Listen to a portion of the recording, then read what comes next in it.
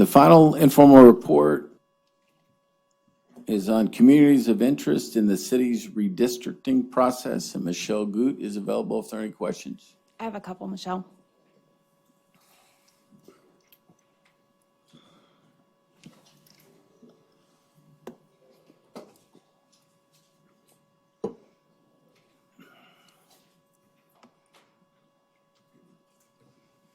Hello, Michelle. Hello. Thank you so very much for all of the work that you put into to updating the website and getting this going and starting the process of outreach to our communities so that we can make sure we take care of the city the way we need to during our redistricting process. I have a couple of questions. Do we know how many community groups have utilized the new website, the new function? How many have completed the form? Yes, ma'am. I think at last count I had 24. Okay. And have those, do you know if they're predominantly individual neighborhoods, or are they larger associations of I think all but one of them are neighborhood associations that we already had registered and we already had a map for. Okay. And then one was a larger area, the Greater Riverside. okay. But we haven't had any community groups from our Black or Latino communities, have we? We have not had any groups that have registered so far that on the form, when you go on, it says, are you currently registered with the city? And if you say yes, then they ask for the name of the organization. And then we currently have maps for all of the registered neighborhood associations and HOAs. And so we just reach out to them to make sure that their map is still accurate. And we do that on an annual basis with maps, so most of them should be accurate.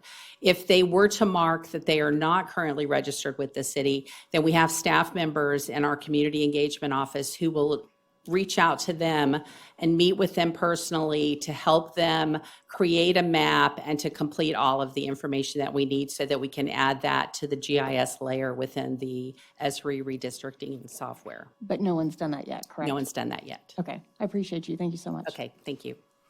And I will be sending the flyers that we're using in English and Spanish to all of you all if you want to share with your constituents. Great, thank you. Go ahead. I'll just say that this is a good, informal report as we go through this, commence the redistricting process. And we're not, just a reminder, we're not commencing it. The redistricting process started over a year ago. We went through, initiated the task force and took recommendations from that independent group to make recommendations for us, and they come back with those recommendations, and we are honoring those requests. And the goal was for this council not to have to make decisions on how this is redrawn, because we could be the most impacted by those decisions in the 2023 election. And obviously, communities of interest in the redistricting processing is important to everybody. And the definition of this, I thought, was intriguing, because y'all have heard me talk about the importance of education within our city and how that is impacts, y'all understand the impacts from cradle to career, but also as we try to attract corporations to bring jobs here, as we try to allow our citizens already live here to have better jobs. So many opportunities are opened through education, but I found it interesting that communities of interest may include neighborhoods, as we've talked, to hear that some of those are registered, groups of neighborhoods, and then school attendance zones. And so as we look to draw lines, I think that there is a big value to keep schools as part of, best we can, attendance zones within the same district. We have so many programming opportunities, whether it be the Reed Fort Worth,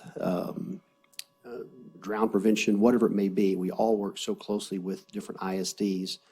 And if you think there's about 12 to 14 ISDs in the city of Fort Worth, just in District 4, I don't know each of y'all's, but District 4, there's 4 ISDs. Obviously, Fort Worth is your largest ISD. Keller's your second largest. and then Crowley. But I think that it was good for me to see that school attendance zones are considered a community, local interest group. So that's all I had, just wanted to point that out. All right. That concludes my report. Thank you, David. Looks like we're going on to current agenda items, council members.